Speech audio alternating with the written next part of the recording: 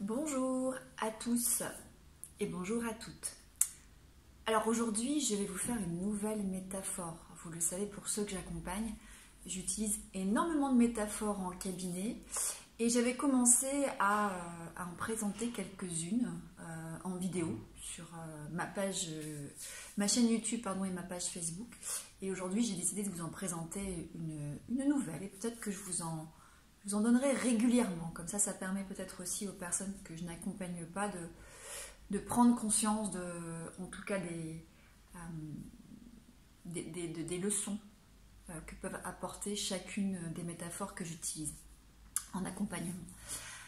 Cette métaphore, je l'utilise essentiellement pour les personnes qui ont un schéma d'abnégation ou d'assujettissement. Si vous voulez savoir ce que sont ces deux schémas, je vous renvoie sur ma chaîne YouTube, donc dans la partie thérapie des schémas dépendance affective, où vous pouvez également les retrouver là sur ma page Facebook. Vous allez devoir chercher un petit peu parce que du coup ils sont peut-être en vrac au début parmi toutes les vidéos.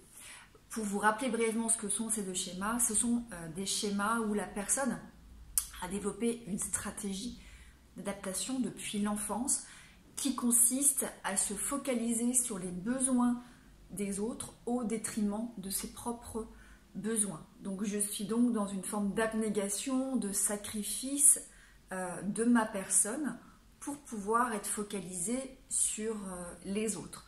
Ce sont souvent des schémas stratégies qui visent à pallier ou compenser d'autres schémas que sont l'abandon, le manque affectif, le manque de reconnaissance. Par exemple, si je fais plaisir excessivement aux autres, quitte à m'oublier, je suis certaine comme ça qu'on ne va pas m'abandonner. Ou alors je vais récupérer de l'amour, de l'empathie, dans ce cas-là c'est pour le manque affectif, ou je vais avoir de la reconnaissance. Donc c'est souvent un schéma stratégie. Le schéma assujettissement ne se développe pas dans l'enfance de la même façon que le schéma abnégation. Dans l'assujettissement, il y a bien un enfant qui a été contraint de s'assujettir, s'asservir, et donc si l'enfant n'était pas au service du parent, il y avait soit de la peur, de la terreur, de la punition, de la manipulation psychologique. En tout cas, l'enfant avait peur de ce qui pouvait se passer derrière. Donc l'enfant a appris à être un bon petit soldat, à faire ce qu'on lui demande, parce qu'il y avait la peur derrière. Et forcément, c'est une stratégie qu'il a gardée après, une fois dans l'enfance, ou alors qu'il a pu compenser. S'il compense ce schéma, il va faire l'inverse du schéma. Donc, en gros, il ne va surtout pas vouloir être au service des autres, ou du moins se faire... il peut tomber à l'excès dans ce qu'on appelle le schéma droit exagéré, c'est moi d'abord. D'accord ? Justement, je ne veux surtout pas être sous la contrainte des autres, donc moi d'abord. Et puis, le schéma abnégation, il est un peu différent. C'est quand on a appris à s'occuper très tôt d'un parent qui était malade ou défaillant, et en fait on a appris à être au service des autres, non pas sous la contrainte, mais ça vient d'une injonction personnelle. Si tu t'occupes pas de maman, tu es vraiment un mauvais petit garçon. Si tu fais pas attention à maman, si tu la rassures pas, tu es un mauvais petit garçon. Donc tu dois faire attention à maman, d'accord ? Donc ça, c'était pour vous resituer un peu les deux schémas. Alors voici la métaphore. Alors quand vous prenez l'avion, pour ceux qui ont déjà pris l'avion, sinon je vais vous expliquer, vous avez souvent l'hôtesse qui va vous expliquer un petit peu les consignes de sécurité, et donc on vous dit en cas de dépressurisation, les masques à oxygène vont tomber, et vous devez d'abord venir ajuster votre masque de sécurité, et après vous occuper des enfants. Bien évidemment, la première réaction, c'est de sourire et se dire mais c'est super égoïste, en gros, c'est moi d'abord, l'enfant après, en gros, c'est hyper égoïste. Bien évidemment, c'est égoïste, mais c'est lié justement aux consignes de sécurité. Si vous ne vous occupez pas de vous en premier, si vous ne vous mettez pas en sécurité, vous ne pourrez pas sauver les autres. C'est-à-dire que potentiellement, si je m'occupe d'abord de l'enfant, il est fort probable que je fasse peut-être un malaise, et dans ce cas-là, si je fais un malaise, je ne peux pas sauver l'enfant, et on meurt tous les deux. Donc la consigne dit bien, protège-toi, pense d'abord à toi, égoïstement, mais c'est un égoïsme sain, et dans ce cas-là, tu pourras être mieux avec les autres. Et c'est effectivement ce qui se passe pour les schémas abnégation et le schéma assujettissement.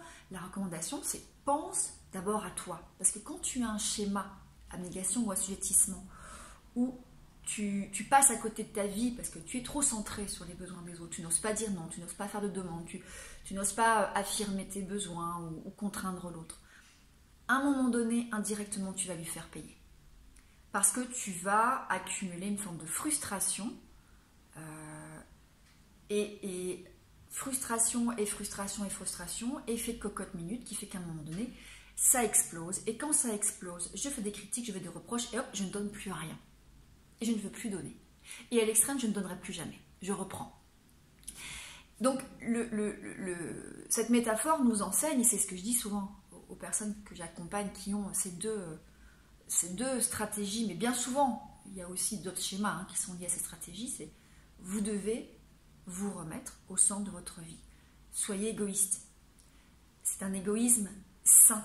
C'est-à-dire, je pense d'abord à moi. Et si je suis bien, si je pense à mes besoins, si je suis épanouie parce que je me fais plaisir, bah forcément derrière, mes relations seront plus épanouies, seront plus saines et je ne serai pas dans un système, je ne serai pas dans un déséquilibre. Parce que dans ces schémas-là, il y a beaucoup de déséquilibre, puisqu'en fait, on est, voilà, pour vous montrer un petit peu, vous avez, moi je suis en dessous, parce qu'en fait, une relation équilibrée, c'est tu as de la valeur, j'ai de la valeur, on est au même niveau. Mais dans une relation d'abnégation, je suis en déséquilibre, parce qu'en fait, je fais passer les besoins des autres avant les miens. Et d'ailleurs, ces schémas-là vont attirer facilement des personnalités un peu narcissiques, des personnalités forcément de pouvoir qui vont adorer avoir quelqu'un à dominer et quelqu'un qui va dire oui, amène à tous leurs petits désirs. Donc voilà, c'était cette petite métaphore de l'avion, 6 minutes. Je vais m'arrêter là. Pensez régulièrement à cette métaphore. Si vous avez l'impression que vous vous reconnaissez dans un schéma assujettissement ou un schéma abnégation, pensez à vous remettre au centre de votre vie. Ce n'est pas égoïste. Vous allez ressentir de la culpabilité.